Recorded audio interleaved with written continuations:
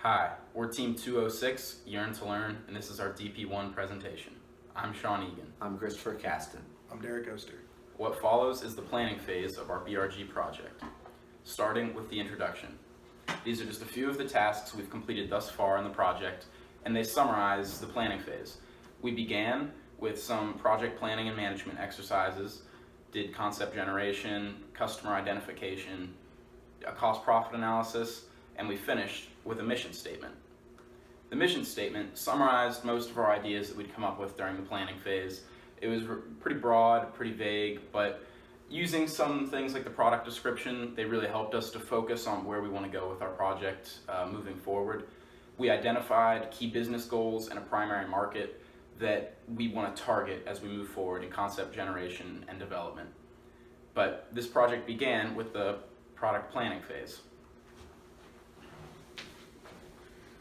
So the project planning phase started with each team member bringing their own proposal to the table of what they thought the BRG should look like. Chris and Derek both brought proposals for the BRG that looked very similar in that they focused on elementary students, whereas Sean focused on high schoolers. We see here the S-curves of these proposals where Chris and Derek's, because they were so similar, are mapped by the black S-curve and Sean's mapped by the rest S-curve. Because we are aligning closely to Chris and Derek's, we can see that this S-curve is quicker to market but has a lower cash value, whereas Sean's S-curve was a lot later to market but does bring in a higher cash value. With employee allocation, we realize that engineers are going to be used much earlier and much more heavily in the first 2 quarters, whereas assembly line workers, marketing staff, they're going to be used much later in the quarters. And we can see this in our project schedule. Right here, this is our Gantt chart representing our start to finish date. Currently, we are on time to finish on December 1st for our final project presentation. All the tasks at the top have already been completed, and tasks below that, starting concept generation, have already been started or have yet to be started.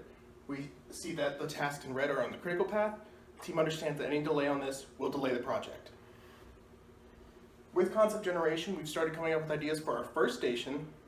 These are our 2 main ideas, one being an elevator or tower, seen right here, and the other being a adjustable jumble maze, where students must rearrange blocks. We understand that we might find the next great idea tomorrow, and we are still looking for concept generations to appease our customers and their needs, as we'll go further into detail with Sean. So in order to decide what type of product we needed to create and what market we needed to cater to, we did some customer identification. We identified the primary market that we wanted to cater to was parents and guardians of 2nd and 3rd grade age students, because we figured there was a large market potential for that type of product. Now, our lead users we also thought would be elementary school teachers, because they would be using them much more frequently than a parent would, and there's just a lot more potential there for them to be using them more often. So in order to reach these conclusions, we used a customer profile of a hypothetical elementary school teacher named William Nice, just a regular teacher, and we based assumptions off of what a teacher like him would like in a product, and we even developed a use case scenario to see where the product would fit in the classroom, because we did a use case scenario based on a teacher. Using these, we developed a set of customer needs that'll be seen in the next slide, and you'll see here just a couple of the needs we developed. We conducted 6 interviews some were with parents of students, some were with teachers of students, and one was with the student himself. And you'll see here a couple of the customer statements that they made and interpreted needs we developed as a result. One of the main themes we noticed is that they wanted it to be very fun, very safe, and they want it to be able to be played over and over, both in terms of durability and entertainment. They don't want it to be a one-use product.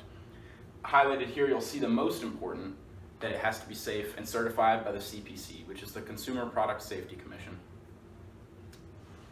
In order to reach these, or using these needs, we wanted to develop some specifications, which Chris will talk about. So moving next into competitive benchmarking, our team did extra research for 3 different companies that sold similar products which we were trying to manufacture. Specifically, those are educational toys in which kids can play with while still learning core STEM fundamental ideas. So specifically, we researched a company called EDU Lab, discovering STEM and Play STEM.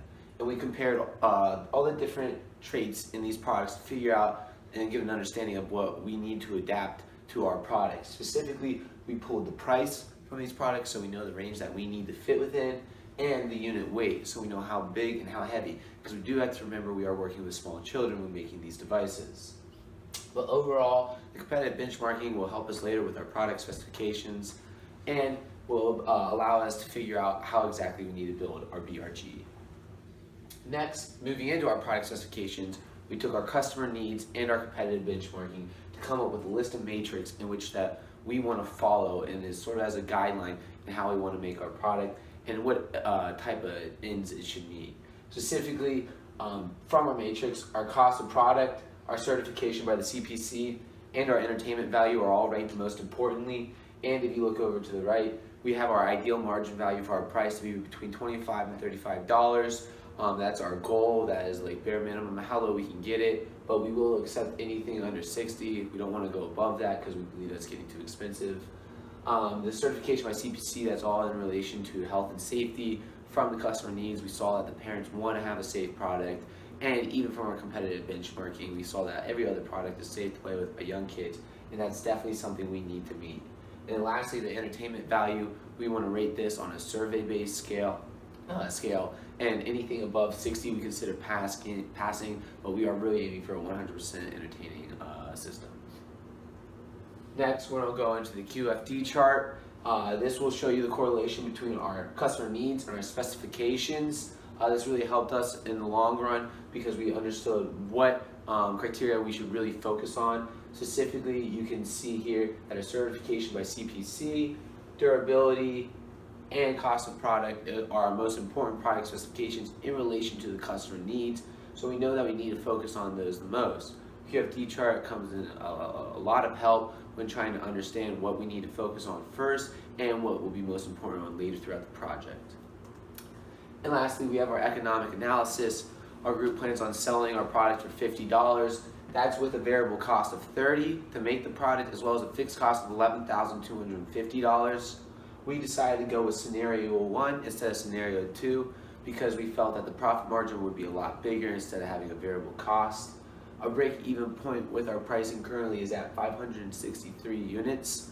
And then lastly, a little hypothetical about how much we can make possibly in the future is if we had 5 guys who worked 8 hours a week and could build 240 BRGs a week, we would be able to produce enough to make at least $10 million worth of profit.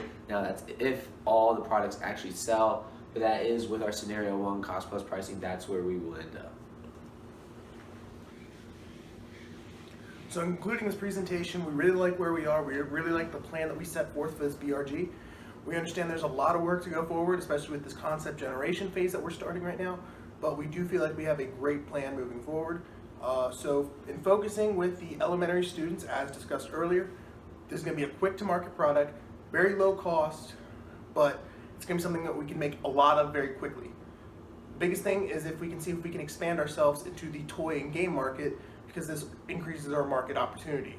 If we can have our stronghold in the educational facilities, but then also be able to sell as a toy or a game, we are going to be making a lot more money than we really ever could. So moving forward, we're going to continue to develop our concepts, figure out what it is we exactly want to do for our BRG. Thank you.